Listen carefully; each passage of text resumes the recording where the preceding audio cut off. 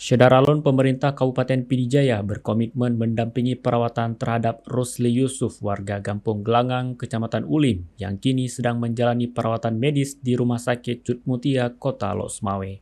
Selama ini Rusli Yusuf didera penyakit kembung lambung akibat pembengkakan lambung yang disebabkan kelebihan cairan.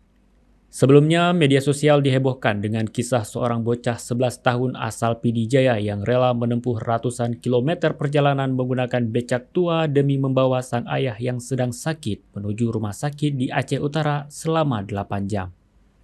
Wakil Bupati Pidijaya Dr. Andes Haji Said Mulyadi kepada serambinus.com pada Sabtu 28 Januari 2023 mengatakan sudah meminta Kepala Dinas dan Keluarga Berencana Dinkes KB Edi Azwar untuk melakukan pendampingan perawatan medis terhadap Rusli Yusuf agar dapat tertangani secara maksimal. Rusli Yusuf tinggal bersama dua anaknya setelah sang istri tercinta meninggal dunia sejak pertengahan tahun lalu. Jeritan ekonomi membuat Rusli Yusuf menjadi sulit untuk perawatan terhadap penyakit yang dideritanya selama ini. Hanya saja setelah dilakukan cross-check terhadap Rusli Yusuf lebih memilih berobat ke Losmawe secara rutin dalam setahun terakhir dikarenakan keluarganya lebih sering tinggal di Losmawe ketimbang di Pidijaya.